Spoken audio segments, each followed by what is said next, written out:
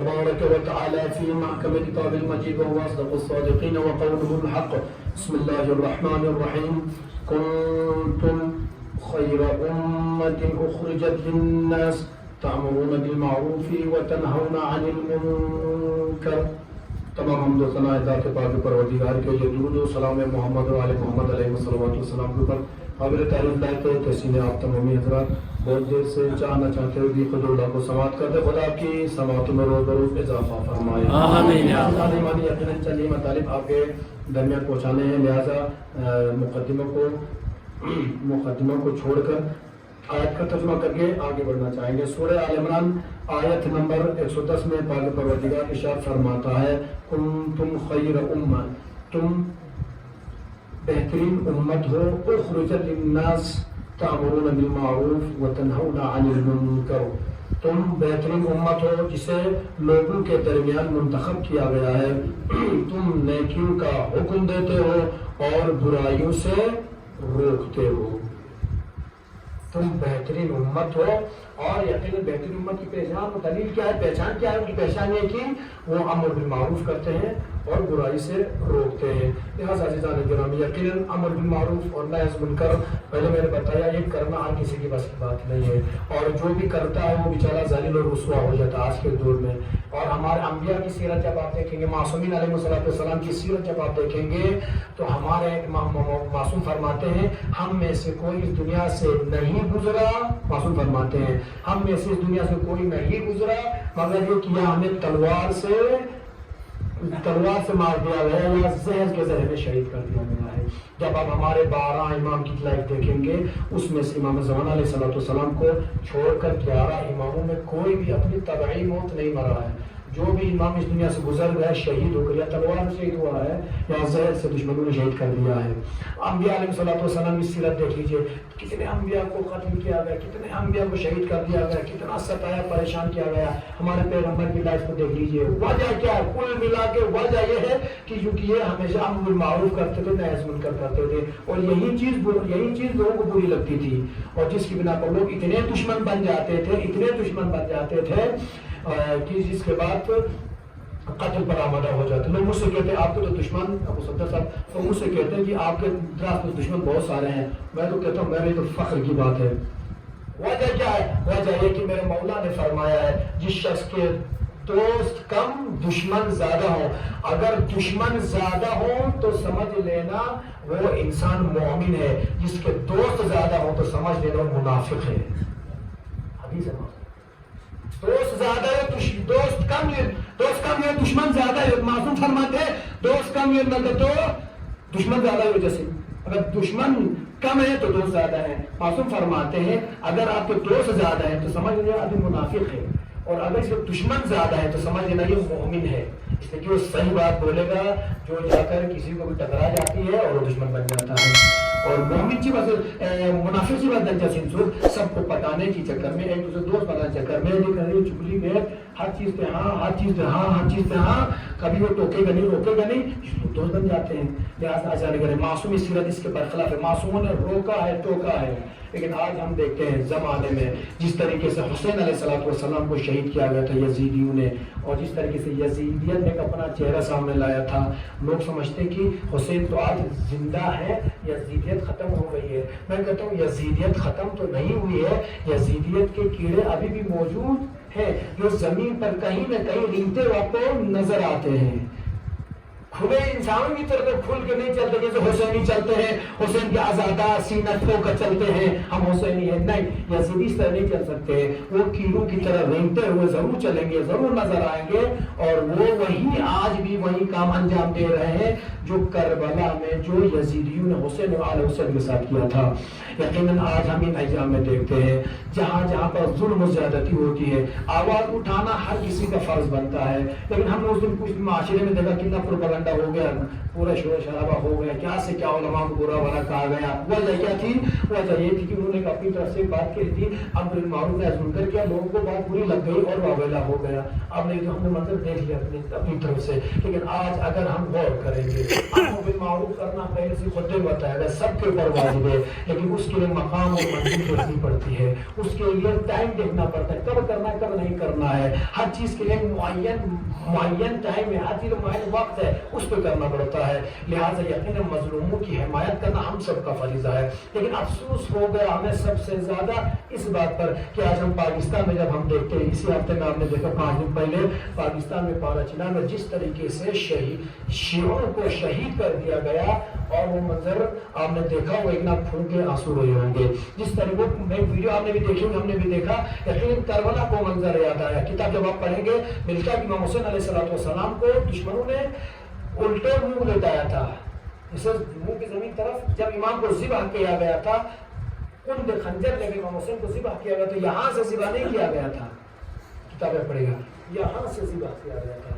اور کل آپ نے پاکستان کے ایک شیعہ جوان کو کاٹتے ہوئے ذبح کرتا ویڈیو دیکھا, وہی یزیدی صفت تھی, جس طریقے سے حسین پر ظلم کیا تو وہی یزیدی نے اسی طریقے سے پیچھے سے اس جوان کا سر قلم کیا, اور ابھی تک رپورٹ کے مطابق 38 لوگوں کو شہید کر دیا گیا ہے.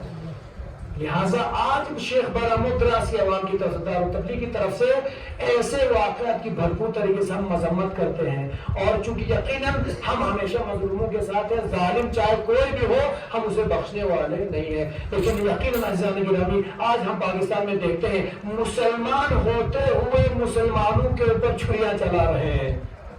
ہم دوسروں سے کیا توقع رکھیں, کیا سوچیں دوسروں کے بارے میں, لیکن اس کے باوجود بھی سب سے بڑا کمال کی بات, تو سب سے بڑی بات یہ ہے, نہ پاکستان کی حکومت کچھ بول رہی ہے, نہ دیگر ممالک سے کسی نے کچھ کہا.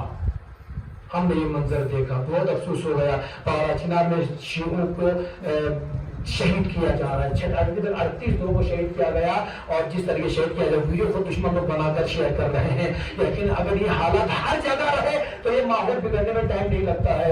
لہٰذا ہم حکومت وقت, ہمارے ہندوستان کی حکومت وقت سے جناب مودی صاحب سے, ہمارے وزیر اعظم صاحب سے التجا کرتے ہیں, اس طریقے کے واقعات دنیا کے جس گوشے میں بھی ہو, کسی بھی کمیونٹی کے ساتھ ہوتے ہیں, کسی فرقے کے ساتھ ہوتے ہیں, ان پر یقین ان کے خلاف آواز اٹھانی چاہیے. اور UN وغیرہ سے ریکویسٹ کرتے ہیں اس طریقے سے پابندی ہونی چاہیے سے قتل غارت کے اوپر. مودی صاحب ہمیں امید ہے, مودی صاحب سے ہماری ریکویسٹ کی تمام شیعوں کی طرف سے کہ جس طریقے سے قتل عام ہو رہا ہے شیعوں کا پاکستان میں, ان کے خلاف آواز اٹھائے, اور اپنی طرف سے یقین UN والوں کو بھی آپ ایک خط لکھیں گے. دیگر لکھنؤ وغیرہ سے علماء خطبہ نے مودی صاحب کو خط لکھا ہے کہ آپ آواز اٹھائیں, آپ اس پر پابندی لگانے کی کوشش کریں. لیکن افسوس ہمارے علاقے پہ ہے, آج ہمارے علاقے میں صرف میں نے 2 جگہ جلوس نکلتے ہیں, 5 دن 2 جگہ دیکھا. کل کشمیر میں نکلا تھا ایک جلوس, ان پارا چنار کے مظلوموں کے حق میں جلوس نکلا حمایت میں, اور ظالموں کے خلاف کے باہر آئے, اور ایک کرگل میں جمعیت العلماء کی طرف سے ایک جلوس نظر آیا, اور دیگر کسی بھی جگہ نظر نہیں آیا. شیخ برہموں کا ایک سوال ہے جو چبھتا سب کو ہے, کیا آیا آج ظلم نہیں ہو رہا ہے, آج زیادتی نہیں ہو رہا ہے؟ کہاں گئے ہمارے وہ جوان جو شب عاشور بہت جذبے میں تھے, عاشور کے دن تو بہت جذبے میں تھے, یہاں تک کہ عاشور میں یہ منظر بھی دیکھنے کو ملا کہ فلسطین یا ظلم فلسطین پرچم چو سیوس, کیونکہ آپ نے اپنے اظہار عقیدت کر دیا. میں ان ضرور کہنا چاہوں گا, آج کیوں نہیں آواز اٹھا رہے ہو؟ فلسطین میں حماس میں جوان مارے گئے, ان پر ظلم و زیادتی یا بربریت ہو رہے ہیں, ہم اس کے خلاف ہیں اور ہونی نہیں چاہیے. آواز اٹھانا ہمارا فرض تھا, لیکن جس طریقے سے ہمارے جوان جذبے میں, ہمارے ادارے جذبے میں دیگر جیسے فلسطین اور حماس ہی راہ اٹھاتے ہیں, آج پاکستان میں شیعہ مارے گئے, ان کی آواز کیوں نہیں اٹھا رہے ہیں؟ ایک سوال ہمارے ذہن میں جو میں نے اب تک پہنچا دیا. فرض بنتا ہے ہر شیعہ کا ہونا, تو ہر مسلمان کا چاہیے تھا, لیکن یہاں پہ کم از کم شیعوں کا تو یہ فرض ہونا چاہیے تھا, جہاں پہ شیعہ کثرت سے رہتے ہیں, ان ظالموں کے خلاف آواز اٹھاتے اور ان مظلوموں کی حمایت کرتے. لیکن آج کوئی پوچھنے والا نہیں ہے. مطلب دیاؤسوم کہ نہ یا ریس کھچی کی پر بات یہاں اس طرح کچھ بھی نہیں ہے. حمایت نہ کسی کا درد کسی کے دل میں ہے ہی نہیں.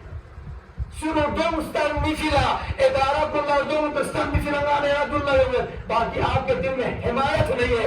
اگر حمایت ہوتی آج دنیا کے ہر کونے سے آواز اٹھی, ہندوستان کے کونے کونے سے آواز اٹھنی چاہیے تھی, لیکن صرف کرگل سے ایک آواز اٹھی اور کشمیر سے ایک آواز اٹھی اور کہیں سے آواز نہیں اٹھی. لہٰذا مطلب یہ ہو گیا مظلوم نے سوچ سے ڈالا حماس ظلم چانا سی وہ مظلوم ہو گیا ہے, فلسطین میں چانا سی وہ مظلوم ہو گیا ہے, چاہے وہ ظلم پاکستان میں ہو رہا ہے وہ بھی مظلوم ہے. مظلوم نہ میری نظر چلا تو فرق سو ہوں. آج ہم نے تو حد کر دی کہ مظلوموں میں بھی ڈیوائڈ کر دیا. کونتی مظلوم سنتی ہمارے تین سو کھوئی ہمارے تباہ گشت دیوسوں سے. لہذا ہم شدید الفاظ میں پارا چنار میں جو آج ظلم و زیادتی ہو رہی ہے پاکستان کی حکومت کی مذمت کرتے ہیں. لہذا انشاءاللہ امید رکھتے ہیں اس طریقے سے مظالم ختم ہوں گے. اور شہباز شریف صاحب سے, شہباز اس کا نام اصل میں شہباز شریف میں پاکستان وزیر اعظم کا نام پاکستانیوں نے شہباز شریف چینج کر کے شہباز رکھا ہے. صرف ایکٹنگ کرنے والا آتا ہوتا کچھ نہیں ہے. ہم شہباز صاحب سے کہتے ہیں کہ یقیناً اس طرح ظلم و زیادتی بند کیجیے, یہ ہمیں برداشت نہیں ہے. یہ ظلم و زیادتی ہے اور یہ فوراً بند ہونی چاہیے.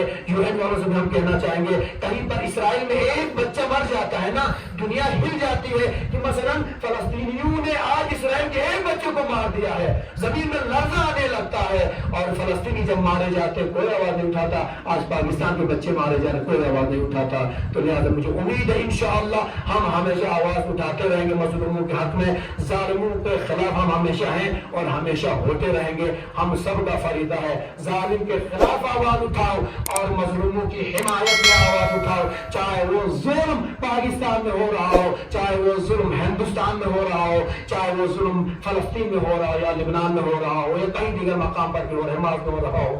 دوسری بات ہمارے جو سب سے دردناک اس ہفتے میں جو خبر آئی, کل کی خبر پر کل خبر جو آئی ہے وہ یہ کہ اسماعیل ہانیہ شہید ہو گئے. اسماعیل ہانیہ حماس کے ایک ایسے کلیئر لیڈر تھے جس ہم جناب قاسم سلیمانی شہید قاسم سلیمانی کو دیکھتے لیڈر کے طریقے سے, اس کے بعد ان کا نام لیا جاتا تھا باہر, چونکہ حماس کا ایک ایسا لیڈر جو دنیا ان سے ڈرتی تھی. لیکن اس کے باوجود بھی کل تہران میں ڈرون حملہ کر کے ان کو ان کی رہائشگاہ پر جہاں کو ٹھہرے ہوئے تھے وہاں پر بم گرا کر انہیں شہید کر دیا گیا. لہٰذا ہم دعا کرتے خدا جناب اسماعیل ہانیہ صاحب اور پاکستان کے پشاور میں جتنے بھی شیعہ اس ٹائم شہید ہوئے خدا ان سب کو جنت نصیب فرما. اسماعیل ہانیہ کے بچے ان کی فیملی ان کے احباب اور ان کے اہل خانہ اور پاکستان کے جتنے شہید ہوئے ان کے اہل خانہ کو خدا صحت و سلامتی کے ساتھ طول عمر عطا فرما. اہل خانہ کو صبر جمیل عطا فرما. ہم سب کو دنیا میں جہاں پر ظلم و زیادتی ہوتی ان مظالموں خلاف آواز اٹھانے کی توفیق عطا فرما. مظلوموں کی حمایت کرنے کا ہم سب کو جذبہ عطا فرما. ہماری سب سے بڑی دعا امام زمان علیہ السلام کے ظہور میں تعجیل عطا فرما. سب کو امام کے آوان اور انصار میں شمار فرما. تقبل منا انک انت السمیع العلیم.